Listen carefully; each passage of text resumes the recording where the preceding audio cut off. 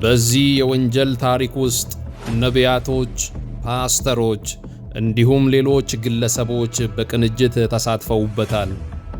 ከኢትዮጵያ፣ ሳውዝ አፍሪካ ብሎም ካናዳ ድረስ የተዘረጋ የወንጀል ሰንሰለት፣ እግዚአብሔር ተናገረኝ ተብሎ የተጀመረ ስውር ወጥመድ፣ የተለያዩ አሳማኝ ዶክመንቶች፣ የኤምባሲ ኢንቪቴሽን ወረቀቶች፣ የገንዘብ ዝውውሮች እንዲሁም የድምፅ ልውውጦች፣ አገልጋዮች በአገልጋዮች ላይ የሰሩት የግፍ ወንጀል።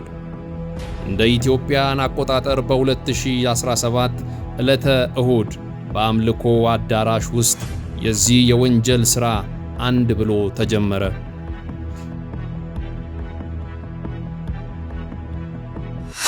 ተበዳይ ነብይት ሄለን ከጅምሩ አስቀድሞ ከተቀነባበረላት ውስብስብ የውንብድና ወጥመድ ውስጥ እንደገባች ያወቀችው ከረፈደ በኋላ ነበረ። ጉዳዩ የሚጀምረው የወንጀሉ አቀናባሪ ነብይት መልካሜ በግብረ አበሯ ፓስተር ደግሰው በኩል ነብይት ሄለንን በመተዋወቅ ነበረ። ይህ ትውውቅ ለነብይት ሄለን አዳዲስ አገልጋዮችን የመተዋወቅ ለነ መልካሜ ግን የወንጀል ሴራቸውን የመጀመሪያ ወጥመድ መዘርጊያ ነበረ። በደግነትና በመልካምነት በቸርነትና በብዙ ፍቅር ሄለንን ቀረቧት። አብሮ መብላት፣ አብሮ መጠጣት እንዲሁም ማህበራዊ ሕይወት በአጭር ጊዜ ውስጥ አዳበሩ። የተደገሰላትን ያላወቀችው ሄለን በተዋወቀቻቸው ሰዎች የልብ ወዳጅነትና መልካምነት በመገረም እግዚአብሔርን ታመሰግን ነበረ። በተለይ ከመልካሜ ጋራ እንደ አንድ እናትና ልጅ ጓደኝነታቸው ጠበቀ። ታዲያ በዚህ ጊዜ ነበረ ነብይት መልካሜ ለሄለን በቀጣይ የእሁድ ፕሮግራም እርሷ ጋራ እንድታገለግል የግብዣ ጥሪ ያቀረበችላት። ሄለንም በግብዣው በደስታ በመቀበል በቀጠሮ ቀን ለአገልግሎት በነብይት መልካሜ ቸርች ውስጥ ተገኝታ የቃል ጊዜ በሚገባ ካገለገለችና ከጨረሰች በኋላ ነብይት መልካሜም ለጉባኤው ነብይት ሄለንን እንዲባርኳት በማለት ማስባረክ ጀመረች። በመሃልም የጌታ መንፈስ ስላንቺ ይናገረኛል ብላ በጉባኤ ፊት መልእክትን ማስተላለፍ ቀጠለች። የሰራዊት ጌታ እግዚአብሔር እንደዚህ ይላል፣ በዚህ ሳምንት የውጭ በር ይከፈትልሻል። ለአገልግሎት ከደቡብ አፍሪካ የሚላክ የኢንቪቴሽን ወረቀትን አያለው እያለች እግዚአብሔር እንደተናገረ አድርጋ ማውራት ጀመረች። ጉባኤውም በጭብጨባና በእልልታ ስፍራውን ሞላው። ነብይት ሄለንም መልካሜን እንደ እግዚአብሔር አገልጋይ ተቀብላ እና አምናት ስለነበረ ያለምንም አንገራገር አሜን እያለች ትንቢቱን ተቀበለች። የዛ ቀን ፕሮግራሙ እንዲህ ባለ ሁኔታ ተጠናቀቀ። ሁሉም ወደ የቤቱ ተበተነ። ነብይት ሄለንም ከአገልግሎቷ መልስ ወደ ቤቷ ገብታ እረፍት በማድረግ ላይ ሳለች ስልኳ ጮኸ። ስልኩን ስታየው የካናዳ ሀገር ቁጥር ነው። አነሳችው። ሄሎ አለች። ፓስተር ቸሩ ከካናዳ ኢቫንጀሊካል ቸርች ነው ምደውለው አለ። አገልግሎቷን በፌስቡክ እንደሚከታተል በአገልግሎቷን በጣም ደስተኛ እንደሆነ መልካም ፍቃዷ ከሆነ ደግሞ ወደ ሳውዝ አፍሪካ በቅርብ ለአገልግሎትና ክሩሴድ ስለሚያዘጋጁ በዛ ላይ ተገኝታ እንድታገለግላቸው የኢንቪቴሽንም ወረቀት እንደሚልኩላት አስረግጠው ደጋግሞ ነገራት። እጅግ መልካምነትና ትህትና በተሞላበት አነጋገር ለማሳመን ብዙ ጣረ። ነብይት ሄለንም የውጭ አገልግሎት ከዚህ በፊት ሄዳ አገልግላ እንደማታቅ ይህንንም ደግሞ የመጸለያ ጊዜ እንዲሰጣት ለሰጣትም ደግሞ እድል አመስግና የመጀመሪያው ዙር ስልክ በዚህ ተዘጋ። ልክ በሳምንቱ ነብይት ሄለን ከዚህ ቀደም አስቀድማ ለያዘችው የክፍለ ሀገር ኮንፈረንስ የጾም ጸሎት ጊዜን ለማሳለፍ በማሰብ ነብይት መልካሜ ጋራ በመደወል ምናልባት ይህን ሰሞን ስልኬ ዝግ ከሆነብሽ እንዳታስቢ ጾም ጸሎት ለመግባት አስቤያለሁ፣ እናም ወደ ደብረ ዘይት እየሄድኩ ነው ትላታለች። ያው የጓደኝነት ነገር ሆኖባት መልካሜም እግዚአብሔር ያግዝሽ፣ እግዚአብሔር ይርዳሽ፣ ለኔም ጸልይልኝ በማለት ተበራርከው በዚሁ ይዘጋሉ። ልክ ከምሽቱ 2 ሰዓት ሄለን በጾም ጸሎት ክፍሏ ውስጥ እንዳለች ስልኳ ይጮሃል። ፓስተር ቸሩ ከካናዳ እንደገና ደወለ። ስልኩን አነሳችው።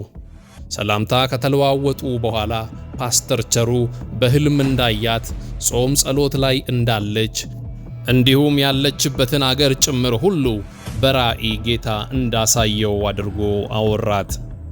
በዚህ ሁኔታ ውስጥ ነቢይት ሄለን በጣም ተገረመች። እውነት እግዚአብሔር እየተናገረም መሰላት። አወራችው መልሳ ልክ ነው አለች። ያለችበትን ሁኔታ ሁሉ ነገረችው።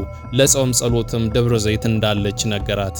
ቀጠለ ፓስተር ቸሩ፣ እግዚአብሔር እንደዚህ ብሎኛል፣ እጅሽን ይዤ ተፈቅዷል እያልኩኝ ስጮ በሕልሜ ያየው፣ እግዚአብሔርም ፈቅዶታል፣ የውጭ በርሽም ተከፍቷል አላት። ታዲያ ይህን ጊዜ ነበር ፓስተር ቸሩና ነቢይት መልካሜ እንዲሁም ግብረ አበሮቿ ጠንስሰውት የነበረው የወጥመድ ችግኝ ፍሬ ማፍራት የጀመረው። ፓስተር ቸሩ ለነቢይት ሄለን አብረዋት የሚያገለግሉ ዘማሪዎችን እንዲሁም ካሜራማኖችን እንድታዘጋጅ ነገራት። የሄለን ሙሉ ወጪ በቸርቹ እንደሚሸፈን፣ ለተቀሩት አብረዋት መምጣት የሚፈልጉት ክሩ ደግሞ ወጪያቸውን ራሳቸው እንዲችሉ ተነጋገሩ። በዚህም መሰረት ከነቢይት ሄለን ጋራ 7 ሰው ወደ ሳውዝ አፍሪካ ለአገልግሎት ለመሄድ ዝግጅት ጀመረ። ነገሮች ከዚህ በኋላ በፍጥነት መከናወን ጀመሩ። አሳማኝ የሚመስሉ የሳውዝ አፍሪካ የኢንቪቴሽን ኢሜሎች መላክ ጀመረ። በተዘረጋላት የጥፋት መስመር ውስጥ እንደተጠመደች ያላወቀችው ሄለን ነገሮችን በፍጥነት ማከናወን ጀመረች። አብረዋት ከሚሄዱ አገልጋዮች ለወጪ የሚሆነው አጠቃላይ ከ2.5 ሚሊዮን ብር በላይ በውክልና በሄለን አካውንት ገብቶ እንዲከፈል ተደረገ። ዝግጅቱ በሙሉ አለቀ።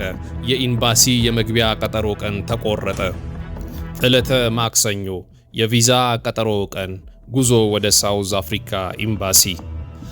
ነቢይት ሄለንም በጉዞ ላይ ሳለች አንድ ኢሜል ወደ ስልኳ ይገባል። ኢሜሉም እንደዚህ ይላል: ውድ የቪዛ አመልካቻችን፣ ባቀረቡት የቪዛ ማመልከቻ አንዳንድ ጥቆማዎች ደርሰውናል። ሕገወጥ የሰዎች ዝውውር የሚመስል አንዳንድ ምልክቶችን ስላየን ቪዛውን መስጠት አንችልም ይላል። በጣም አስገራሚው ነገር እዚህ ጋር ይጀምራል። እስከዚህ ሰዓት ድረስ ከሳውዝ አፍሪካ ኤምባሲ ብሎ በኢሜል የሚያደርገው ከካናዳውም ፓስተር ቸሩ ነኝ ብሎ የሚያወራው የነበሩት እነዚህ አጠቃላይ ክሮች የነቢይት መልካሜና የፓስተር ቸሩ ግሩፖችና የወንጀል አባሪ ተባባሪ መሆኑን አላወቀችም ነበር። የሆነው ሆኖ ከረፈደም በኋላ ቢሆን የነቃችው ነቢይት ሄለን በድንጋጤ ውስጥና ግራ በመጋባት ውስጥ በመሆን ወዲያው ነገሩን ለፖሊስ ማሳወቅ ጀመረች። ጉዳዩም የደረሰው ፖሊስ ጥቆማውን ተቀብሎ የማጣራት እርምጃውን ጀመረ። የወንጀሉን ፈጻሚዎች ከያሉበት አድኖ ያዛቸው። የወንጀሉ ውስብስብነት ከሚታሰበው በላይ ጥልቅ እንደሆነ በምርመራ ውስጥ ሲካሄዱ የነበሩ መረጃዎች ግልጽ አድርገው ያሳያሉ። በጣም የሚያስገርመው ጉዳይ በተመሳሳይ መልኩ የተጭበረበሩ ገንዘባቸውን የተበሉ ከ30 በላይ አገልጋዮች፣ ዘማሪዎች እንዲሁም ፓስተሮች ከዚህ ወንጀል በኋላ መምጣታቸው ነበረ። አንዳንዶችም የተሰራባቸውን የማጭበርበር ወንጀል ከመናገር አፍረው ጉዳዩን ለእግዚአብሔር ሰጥቶ መቀመጥን መርጠው የተውም እንዳሉ ያለን መረጃ ያሳያል። በመጨረሻም የወንጀሉን ውስብስብነትና ጥልቀትን እየመረመረ ፖሊስ ጉዳዩን በክትትል ላይ ይዞት እንዳለ ያለን መረጃ ይገልጣል። አንድ ነገር ላሳስባችሁ ወዳለሁ። በተለይ በተለያዩ ዘርፍ የምታገለግሉ አገልጋዮች ከእንደዚህ አይነት ከተቀነባበረ የወንጀል ሰለባ ከመሆን ራሳችሁን እንድትጠብቁ ማሳሰቢያዬን አስቀምጣለሁ። ዓይኖቹ በስፍራ ሁሉ የሚያዩ በቅዱስ እግዚአብሔር ፊት ሁሉ ነገር የተገለጠ ነውና ከአመጽ መንገድ፣ ከጠማማ ጎዳና እንዲሁም ከክፋት ድርጊት እንራቅ እላለሁ። ፍርድ የእግዚአብሔር ነው።